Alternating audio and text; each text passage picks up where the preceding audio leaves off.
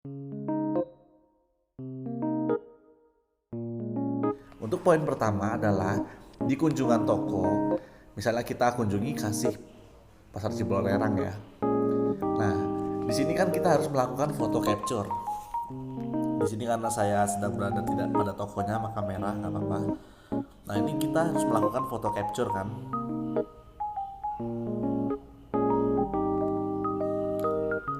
Nah, misalnya tokonya lagi rame atau apa, biasanya kan kita meninggalkan dulu toko kan. Kita langsung analisa kunjungan tutup. Nah, sekarang tidak bisa guys. Poin yang pertama adalah semua tugas dari foto capture, tagihan sampai analisa kunjungan itu harus dilakukan semua ya. Jadi tidak bisa keluar sebelum semua aktivitas ini dilakukan. Oke. Nah, ini pasti ada notifikasi tolong selesaikan dulu semua tugas. Itu adalah poin pertama. Ya, tidak bisa keluar dari kunjungan sebelum mengerjakan tagihan. Oke. Untuk poin yang kedua adalah di menu tagihannya, guys. Di menu tagihan. Nah, di sini ada satu invoice yang belum lunas ya. Nah, kita klik. Di sini kita harus mengisi tagihannya, guys. Kalau tagihannya belum terisi atau masih tanda strip di sini, kan kelihatan kan tanda strip. Ini berarti tagihan belum terisi. Maka menu tagihan itu tidak akan bisa disimpan. Tuh, tidak ada data yang tersimpan dan kita tidak akan bisa dan kalau kita keluar ini masih zonk tuh, masih abu-abu, dia belum biru ya angka 2-nya ya. Jadi tagihan ini harus diisi. Ini untuk kolektor dulu ya, untuk delivery belum ada perubahan, masih bisa dilewat. Tapi untuk kolektor menu tagihan ini harus diisi ya.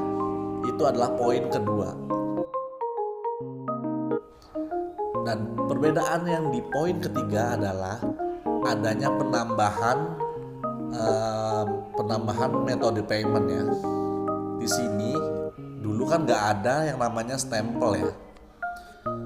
Dulu kan nggak ada namanya metode payment stempel. Sekarang ada metode payment stempel.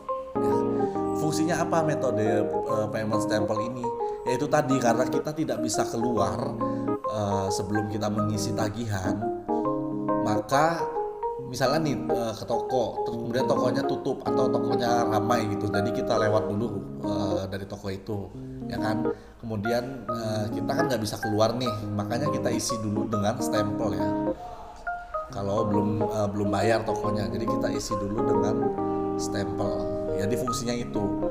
Atau tokonya nggak mau, tokonya tutup atau tokonya apa, pokoknya isi stempel ini adalah untuk toko tutup ya, stempel ya.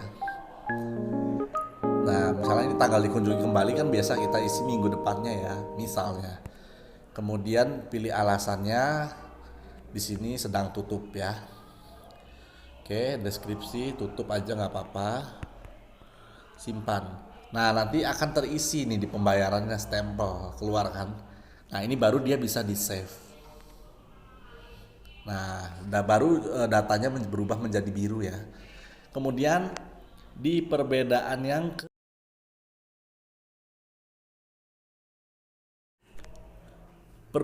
keempat adalah di menu quick payment ya guys. Nih di pojok kanan ini yang gambar jam.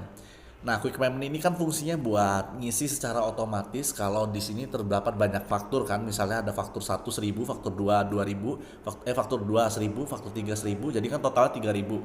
Nah, kita cukup ketik aja di payment ini dibayarnya 3000 ya.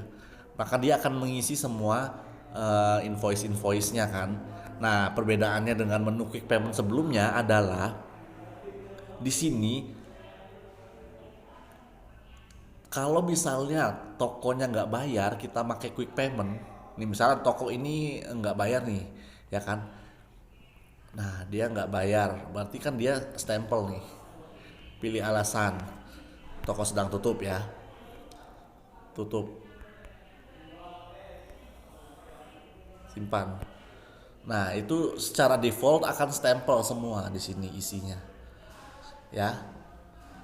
Jadi secara default atau secara otomatis quick payment ini akan mengisi stempel. Nah, beda lagi kalau kita misalnya dia bayarnya cuma 120.000, maka otomatis yang faktur ini akan dibayar 120.000 dan yang ini akan isi stempel. Nih kita coba ya. Kita coba isi dibayar. Tapi dia dibayarnya 120.000. Oke. Kemudian tanggal dikunjungi kembali, pilih alasan. Janji bayar ya. Janji bayar. Kemudian misalnya di sini janji tanggal 15 ya. Oke, simpan. Nah, maka yang akan terisi adalah 120.000 di sini di atas dan yang ini akan secara default stempel gitu. Itu adalah perbedaan yang keempat.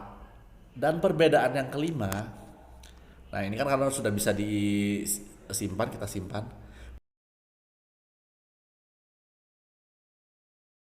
Perbedaan yang kelima itu adalah di menu analisa, di misal perfect survey dulu, oke. Perfect survey masih bisa dilewat ya kalau emang nggak ada pajangan masih bisa dilewat. Dan yang perbedaan yang kelima itu adalah analisa kunjungan. Nah dulu kan di analisa kunjungan kan di sini nih ada pilih alasan nggak produktif kan. Sekarang udah nggak ada alasan-alasan nggak produktif karena nggak produktifnya itu udah dipindahin di awal ya guys. Ketika misalnya toko tutup itu kan kita udah ngisi alasan di awal ya, diisi dengan stempel dengan alasan toko tutup. Jadi di akhir kunjungan atau di analisa kunjungan ini sudah tidak ada lagi alasan-alasan ya. Intinya call itu sudah menjadi call yang produktif.